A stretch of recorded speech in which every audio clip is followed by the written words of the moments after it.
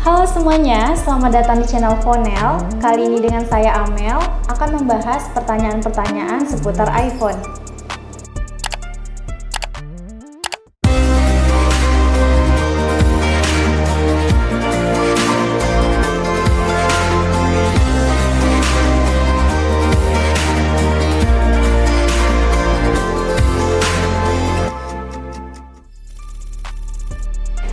Pertanyaan yang sering ditanyakan biasanya adalah masalah garansi.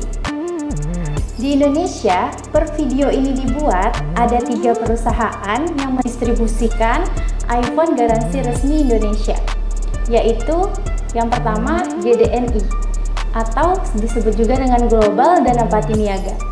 Yang kedua ada TAM, atau yang sering disebut dengan garansi iBox, dan yang ketiga ada Digimap, di mana semua iPhone yang didistribusikan oleh 3 perusahaan ini, jikalau ada masalah selama masa garansi, dapat klaim, garansi, dan diperbaiki di semua Apple Authorized Service Provider resmi di seluruh Indonesia, baik yang dikelola oleh iBox, Mitra Care, Digimap, dan semua Apple Authorized Service Provider lainnya. Biar lebih pasti, sebelum ke service center, teman-teman bisa mendaftar dulu melalui link di bawah ini agar proses reparasi teman-teman ikut terpantau dari pihak Apple-nya langsung.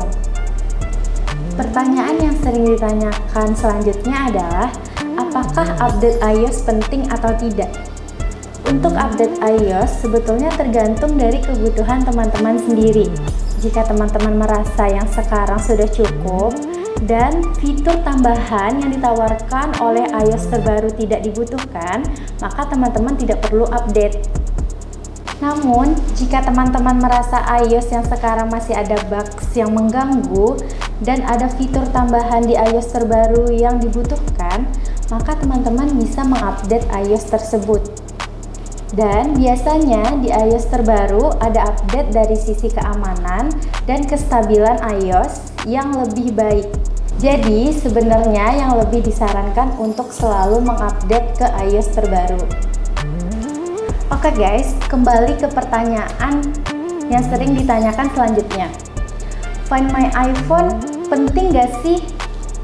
Saya sarankan Find My iPhone wajib selalu diaktifkan di iPhone teman-teman ya. Karena kita tidak tahu kejadian di masa depan, jadi ini berguna banget sebagai salah satu tindakan preventif agar kalau amit-amit nih iPhone kita ketinggalan, kita masih ada kemungkinan bisa menemukan kembali iPhone kita. Kecuali teman-teman memiliki kegiatan rahasia dan tidak ingin diketahui oleh pasangan teman-teman. Oke, kita lanjut ke pertanyaan selanjutnya yang sering ditanyakan. Cara recovery Apple ID. Jika teman-teman lupa kata sandi ID Apple, berikut ini cara mengatur ulang kata sandi ID Apple dan memulihkan ke akses akun teman-teman.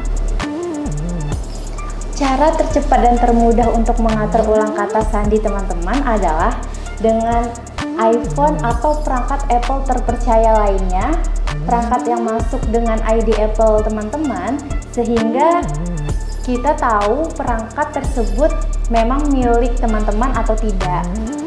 Teman-teman memerlukan kode sandi atau kata sandi di Mac yang sudah diatur di perangkat teman-teman. Sekarang kita bahas ya mengenai mengatur ulang kata sandi ID Apple di iPhone atau perangkat Apple lainnya. Pertama, untuk perangkat iPhone, 1. Buka pengaturan. Kedua, klik nama Anda, lalu klik masuk dan keamanan, klik ubah kata sandi. Ketiga, ikuti petunjuk di layar untuk mengatur ulang kata sandimu ya. Kamu juga bisa mengatur ulang kata sandi di Mac. Caranya, pilih menu Apple, lanjut ke pengaturan sistem, dan pilih nama Anda. Setelah itu, klik masuk dan keamanan, ubah kata sandi, lalu ikuti petunjuk pada layar ya. Jika kamu memiliki perangkat Apple baru atau perangkat Apple yang tidak digunakan untuk masuk dengan ID Apple, kamu dapat memilih lupa kata sandi atau tidak punya ID Apple. Dimanapun pilihan ini muncul pada layar. Nah, ini bisa dilakukan di beberapa pilihan. Yang pertama nih, misalnya pada iPhone atau iPad, buka app pengaturan, lalu klik masuk ke iPhone kamu.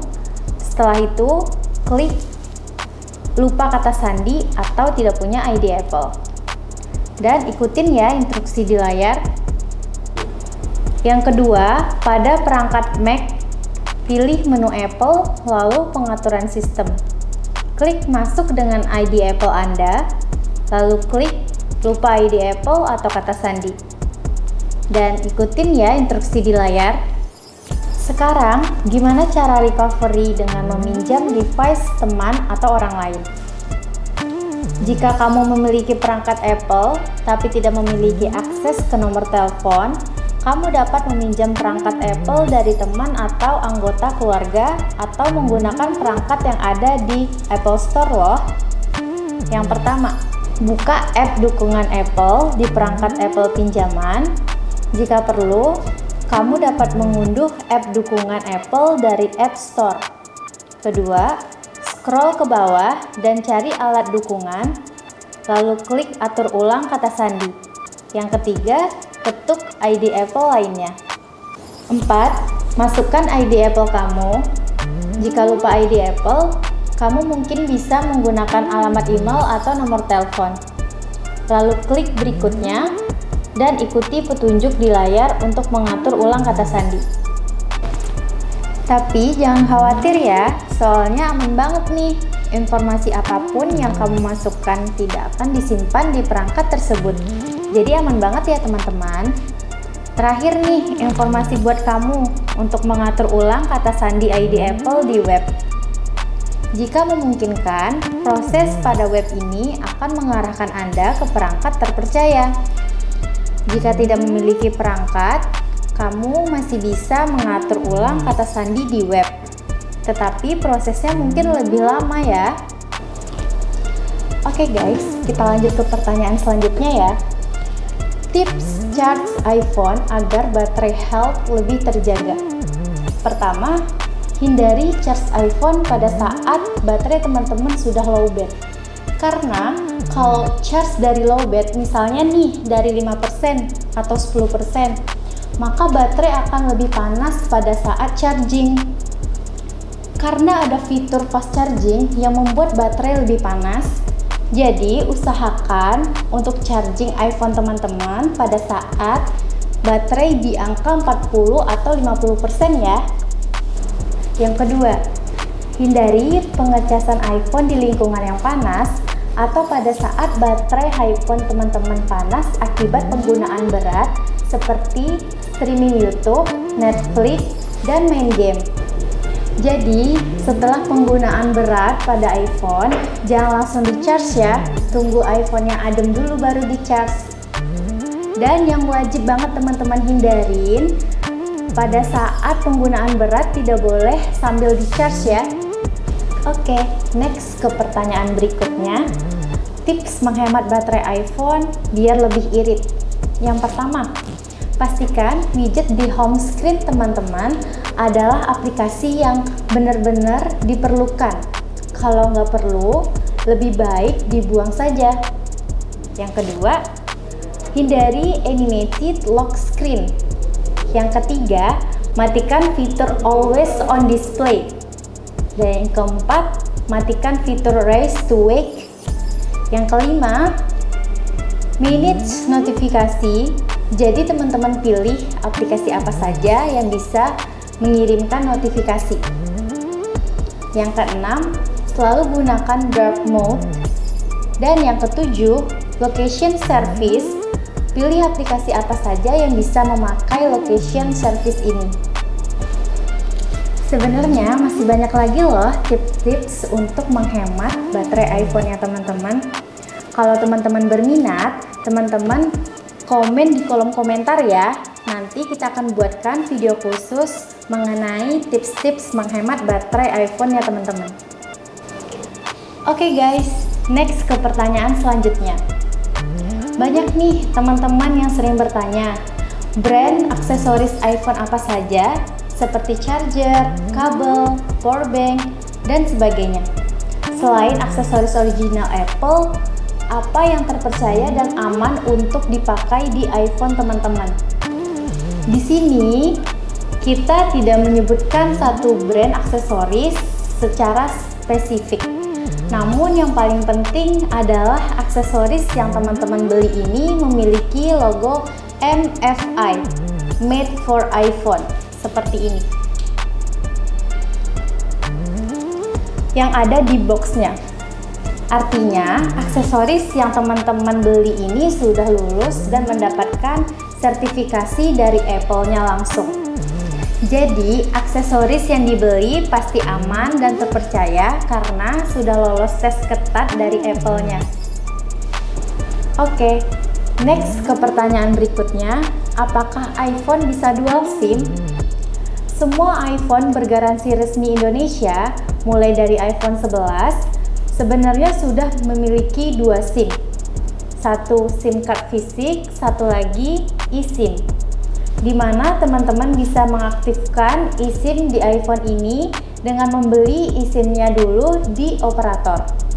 Saat ini di Indonesia ada 3 operator yang sudah memiliki eSIM, yaitu XL, Indosat, dan Smartfren. Teman-teman bisa pilih operator yang cocok dengan penggunaan teman-teman. Berikut ini saya tampilkan contoh untuk menginstal fitur eSIM di iPhone teman-teman. Pertama, kalian mesti ketik bintang pagar 06 pagar untuk mendapatkan informasi data seperti ID IMEI dan MEI di smartphone kalian. Jadi, ini tujuannya untuk mengetahui apakah smartphone kalian itu support untuk dual SIM atau tidak. Jadi, better cek dulu ya. Setelah itu, kalian tinggal buka setting di iPhone dan aktifkan eSIM-nya. Kemudian, teman-teman masuk ke website salah satu operator yang menjual eSIM. Nah, di sini saya memberikan contoh di website smartfren.com. Nah, untuk sekarang, cara pembelian eSIM-nya, kalian pilih menu eSIM, lalu pilih salah satu produk yang kalian mau. Kalau aku sih pilihnya yang unlimited nonstop 12 GB untuk 30 hari dengan harga 45.000. Lalu, kalian pilih device yang kalian gunakan. Kalau udah, klik next untuk bisa pilih nomor handphone yang kalian suka ya. Kalau udah, lanjutkan lagi. Kemudian masukkan data diri dengan lengkap untuk mengaktifkan nomor handphonenya. Setelah itu, lanjutkan ke metode pembayaran. Metode pembayarannya juga banyak loh. Kalian bisa menggunakan Dana, OVO, GoPay, ShopeePay, kartu debit atau kredit. Apabila telah berhasil, langsung aja cek email kamu ya. Akan ada notif apabila transaksimu telah berhasil. Cek lagi ya apabila nicknya sudah sesuai dengan KTP dan juga nomor KK kamu. Final step, scan QR code yang kita dapetin dari smartfren-nya. And done, langsung aktif deh. Selamat teman-teman, sekarang iPhone-nya sudah menjadi dual SIM ya. Jika teman-teman masih memiliki pertanyaan yang belum kami bahas, silahkan bertanya di kolom komentar ya. Kami akan menjawab satu persatu secepatnya.